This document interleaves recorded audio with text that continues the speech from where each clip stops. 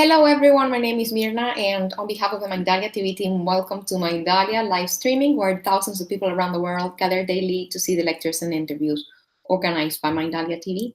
Today we have the great pleasure of having once again Dan Blanchard. He is a best-selling and award-winning author, speaker, and educator, and he's going to be having a very constructive conversation with Marc Guberti. Before starting with them, we want to remind you that Mindalia's mission is to share information that can help raise the level of consciousness around the world. And you can help us by subscribing to our channel, leaving us a positive comment down this video, or sharing it with someone that you know that is going to benefit of the content that we're going to be talking here today. Also, if we are live streaming, we're going to be having an active chat. It's a screen you're going to see on my side or under the video, in case that you are following us from a smartphone, and through there you can interact with us.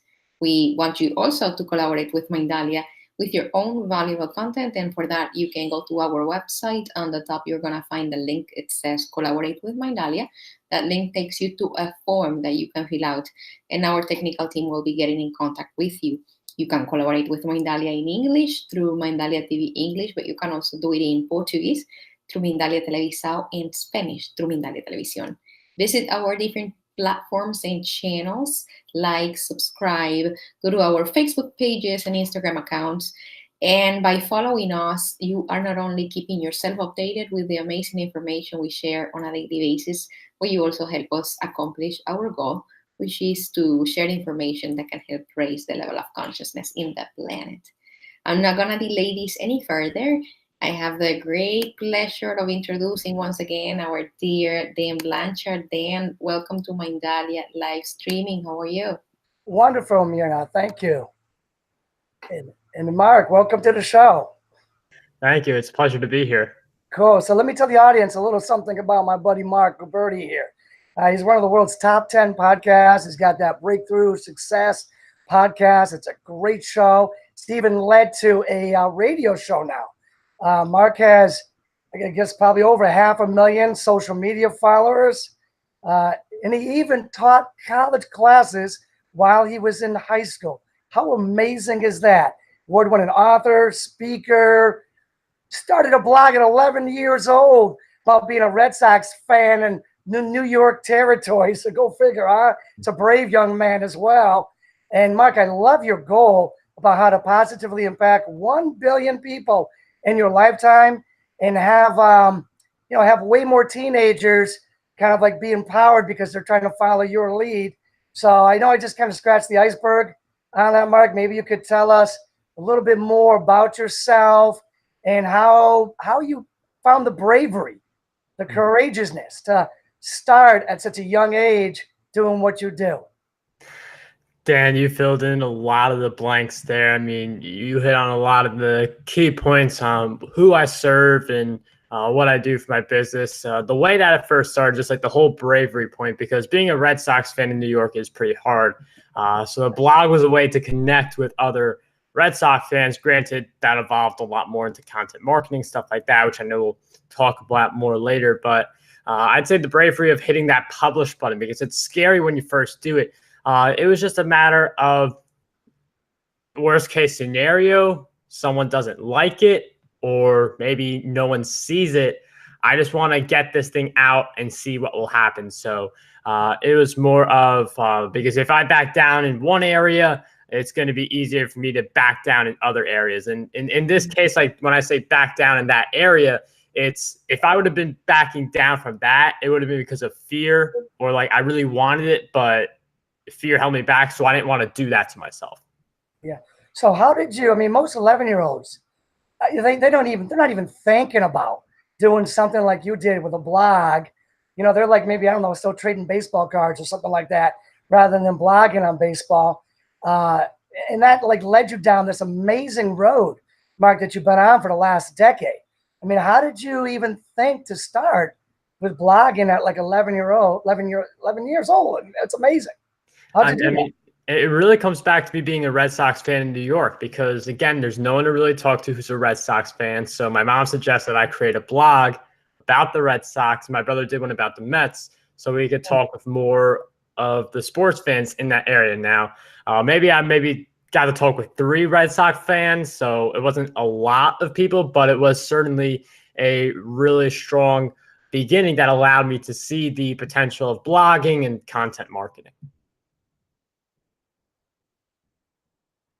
You are not alone, Mark. I guess that Dan probably had internet connection problems, as we kind of guessed before. But if you are up to it, I am a machine of questions. Let's do it. Let's just talk a little bit about what you do, because I'm not completely familiar about it. I know that you're completely successful and that you are a role model for your generation. But if you find me in the street, you don't know, I don't know you, you don't know me, we are probably in a cafe chatting or whatever, and I ask you, what do you do? What do you answer? So I am a content marketer who helps businesses reach more customers through their content. So that'll be the one sentence line of what it is that I do. And I provide a lot of free content, a lot of free value, books, speaker, and podcasts, now radio show, all that fun stuff. So, but in the end, I'm just about producing content, helping people find their customers. That's amazing. And why is that so important for you? How did you find out that you liked it, and why it completely sounds that you're passionate about it? So can you tell me a little bit about how you found yourself in that position? What brought you there? So for one of my blogs, I was doing research on how to get more traffic, because if you have a blog, it doesn't matter what it's about, you want more people to see it. So as I did more research and I was learning these different techniques and seeing the blog grow, I was realizing there are a lot of people who want this knowledge that I have. And I remember how great it felt to get that first comment, to get that first sale, to get all these firsts that some people are just trying to get their first view, comment, whatever it is. And some are trying to get more because they want to expand their impact. So once I realized the effect that had on me, I wanted to expand that effect on other people. That sounds amazing. And of course, I'm pretty sure that this is a question that everybody asks you because you look very young. Can I ask you, how old are you? I am 21 right now. Oh my God, that's amazing. So how are you able to cope with the fact that you are most likely 150% more advanced in when it comes to, job situation than your peeps? The way I approach it, I just keep doing what I'm doing. I have a strong love for what I'm doing. I don't really think about age too much. I view age is not a limit to success. So I don't care how old anyone is at the end. It's based on, can you produce the result? Can you give me the value that I'm looking for? So I don't really think about the age aspect too much. I just focus more on providing value. That is perfect. And I'm pretty sure that you provide the value very well, because, for what I have heard and what I have read about you, you are definitely accomplishing that mission. What are your plans? What are, you planning on expanding, on growing? What's next for you? Next for me is public speaking, because next semester is going to be my last semester of college. So as soon as I graduate, I can go on a public speaking spree. I can't do that in college because if you miss too many classes, you fail. But I'm planning for 20 stages in 2020. That's a little catch line phrase that I'm going for.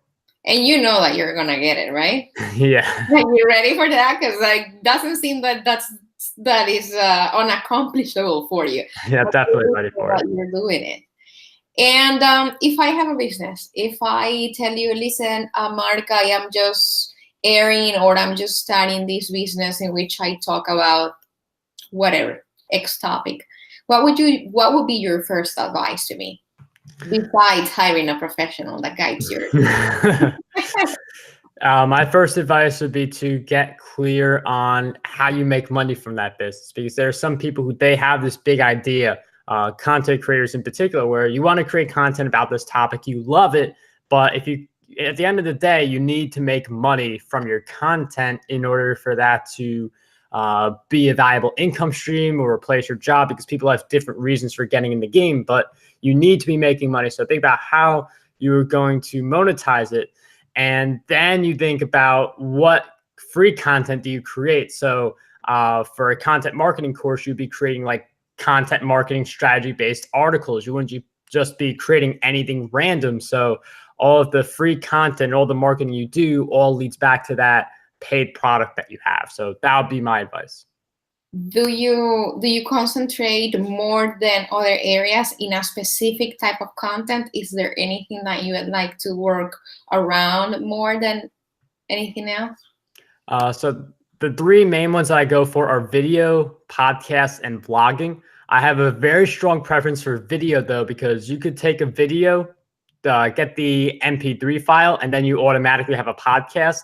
And if you want to, you could also transcribe the video so you have your blog post. So I'm of the mind of repurposing your content as much as possible, because some people, they will only watch videos, other people will only listen to podcasts, and others will only read blog posts. So video is the easiest of the three to repurpose into the others.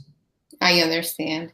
That sounds very interesting. And what do you think it's this generation craving? What type of information are we thirsty for?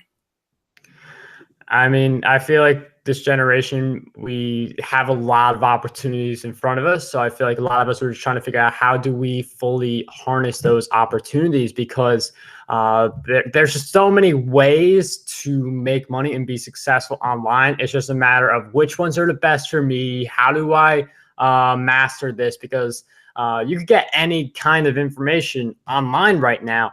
It's just a matter of finding what works best for you and doing it. And for someone that is starting a podcast or a video series of content, what have you seen are the components that make that project very, very highly likely to be successful? Of course, we're talking about a good content, but the content, it could even be subjective. We know that good content is good content, but there's people out there that is willing to see, poor content, and there's some people that would only see content that, it's like it could change depending on the educational level and the culture of the people, right? Right. But putting that aside, is there a couple of things or criteria that you could tell, like, this is highly likely to be a show or a project of audiovisual that is highly likely to be successful? So when it comes to a successful piece of content, I'm going to use this for best-selling books because there's a better example for that. The best-selling book is not the best written book all the time. It's the best marketed book. So if you want a successful piece of content, you have to think, how do I get it in front of people? Now, because if you produce a highly valuable content, like it could blow everyone away, but no one sees it, it's not doing any good. It's not going to be successful. So what I would say for the success piece, my advice for there would be to do more collaborations. So every time I host a podcast episode, it is always me interviewing someone, because then I reach out and say, hey, your episode's live. Do you want to share it with your community? And I give them the link so they can share it. And then they share it. And now I'm even doing more long-term collaborations on my YouTube channel that go beyond just interviewing someone once and then that being the end of it. What type of content do you normally bring to your own podcast? Usually it's just me doing asking questions, interjecting in between answers to just provide more value. When it's a solo episode, it's just a few minutes of me delivering insights. I do this more on YouTube, and for YouTube, there's more of a visual editing piece because you want to keep people sticking around. But that's just a little bit of what I do when it's just me. And it sounds very cool. Marc, we are so lucky that we got to have you with us today. Thank you. It's amazing. Is there anything else that you would like to bring to the table? We have you for a couple more minutes, and I'm pretty sure that besides me asking you questions, there's a lot of things that you can say that I don't even have a clue about the question. So when it comes to content marketing, once you figure out how to make money, then you create content, and you want to have all of that line up with each other. So one of the things you could do in your free content is promote your books or your courses or your services or something like that, so you get people warmed up to the idea of buying from you in the future. Because content marketing is really just about building relationships and building trust. And the way you build trust is you get people to see you more often. That's why we trust friends who we've seen often. That's why we trust certain neighbors who we talk with often. If you talk, the more you talk with someone, the more you see someone, the more you're going to trust someone. So that's why we get this idea of being omnipresent, being on all the social networks. And that can sound overwhelming to actually be on all of them, but that's why I hit on the repurposing earlier with the video, podcast blogging. You can even turn some quotes that are set into pictures so you can cater to Instagram and Pinterest. So I would say having that repurposing ability allows you to spread your content, increase monetization potential, and in the process, build all of that trust. Wow, that's amazing. Marc, where can our audience find you? To learn more about me, my site, marcguberti.com. That is Marc with a C. Breakthrough Success Podcast, that is also on a few places, iTunes, Stitcher, Spotify. It's also on YouTube as well. If you just search for Breakthrough Success Marc Guberti, something like that, it should pop up. But those are just some of the good places to find it. Thank you, Marc. Thank you so much for allowing Mindalia being for a little bit each channel for your ideas. And thank you for sharing time with us. Sadly, Dan, I guess he disconnected, but we had you here, and it's a great opportunity to, to share information. And I just didn't want to lose the opportunity. And I want to and to our audience, thank you for always being with us. We want to send you a very big hug from our heart to yours. Until next time. Bye, Marc. Bye. Thank you.